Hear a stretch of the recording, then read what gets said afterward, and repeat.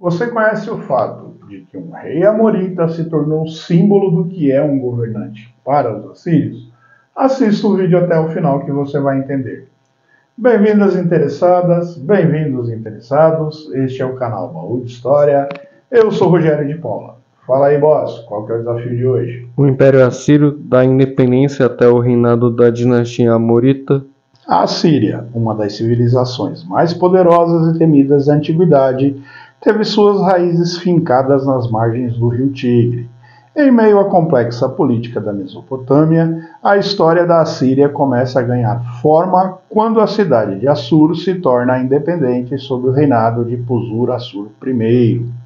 Hoje, vamos explorar como essa cidade-estado evoluiu para um centro comercial florescente até se tornar uma força política relevante na Mesopotâmia, principalmente da expansão do rei Erisum I e sua relação com o rei amorita Sanse-Adad I.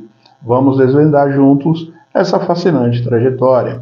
No final do terceiro milênio antes da Era Comum, a cidade de Assur, que havia sido uma parte do Império Cadiano e mais tarde da terceira dinastia de Ur, começa a se destacar como uma potência independente.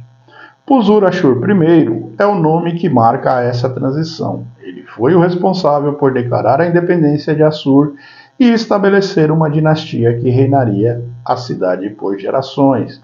Com a independência, Assur não só se libertou da dominação estrangeira, mas também se tornou um ponto estratégico no crescente comércio da Mesopotâmia.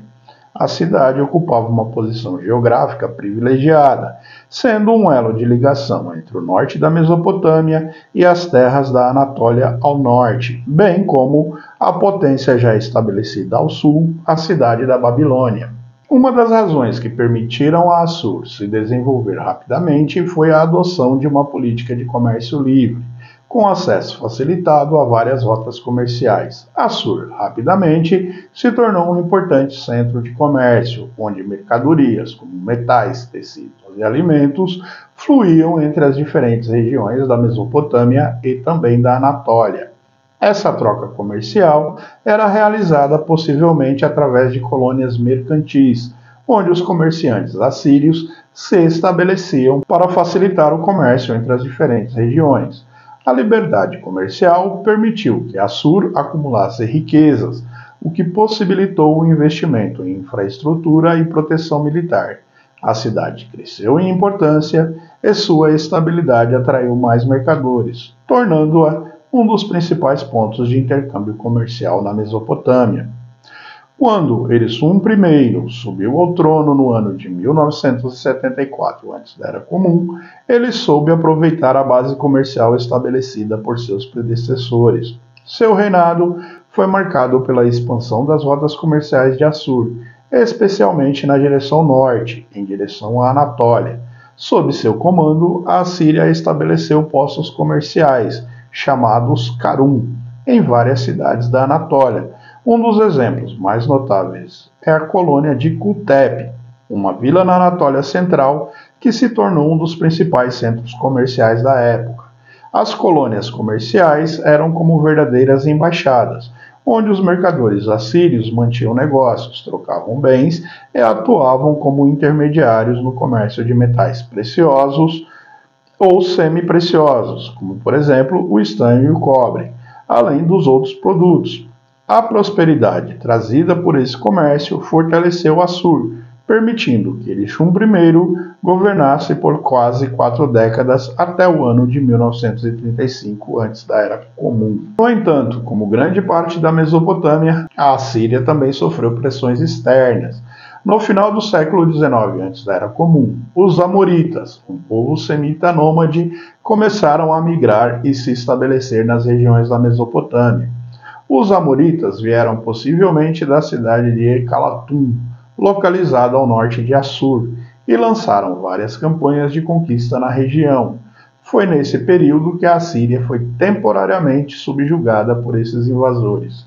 Embora a cidade tenha continuado a existir, o poder político mudou de mãos e a influência assíria foi enfraquecida. A região passou a ser controlada pelos Amoritas, que se instalaram como novos governantes, mas isso não foi o fim da história assíria. Entre os conquistadores amoritas, o nome que se destaca, Samse-Adad I. Esse governante amorita, que controlava grande parte do norte da Mesopotâmia e do sul da Síria, deixou uma marca profunda na história da Assíria.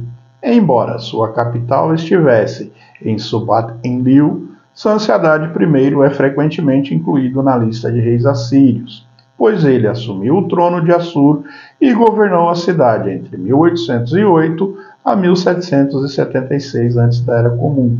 Samse-Adad I era um líder ambicioso estrategista, que conseguiu unificar grande parte do norte da Mesopotâmia sob seu comando e expandiu seu império para o oeste, até o território da atual Síria. Durante seu reinado, ele manteve a cidade de Assur como um importante centro comercial e político, consolidando suas fronteiras e garantindo o controle sobre as rotas de comércios cruciais. O nome de Samse-Adad I é registrado em várias inscrições e documentos, o que demonstra sua importância na história da Mesopotâmia e principalmente da Assíria. Ele manteve uma administração eficaz, colocando seus filhos como governantes de diferentes regiões, mas mantendo o controle centralizado em suas mãos. Mesmo após sua morte, seu impacto na política mesopotâmica foi significativo e a Assíria continuou a ser uma potência regional. O reinado de Samse-Adad I marcou um ponto crucial na história da Assíria. Embora sua origem fosse amorita, sua ligação com Assur foi tão significativa que ele é lembrado como um dos reis assírios. De controlar um vasto território, incluindo a Assíria, foi um precursor das futuras conquistas assírias, quando o império viria a se tornar uma das potências mais temidas do mundo antigo. Após sua morte, no entanto, a Assíria enfrentou novos desafios. A partir de 1800 antes da Era Comum, os Hicsos começaram a invadir o Egito e, no leste, outros povos pressionavam a Mesopotâmia.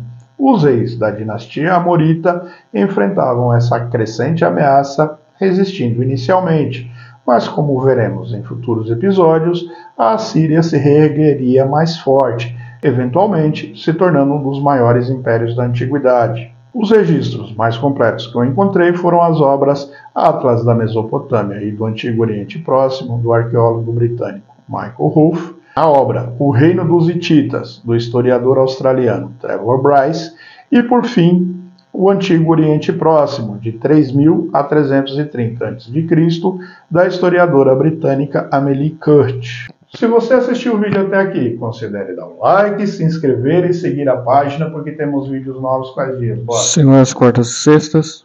Segue a gente, tem muito trabalho sério envolvido em todos os textos e vídeos que produzimos. Fiquem à vontade para acrescentar na área de comentários as informações que considerarem pertinentes. Muito obrigado a todos. Até a próxima.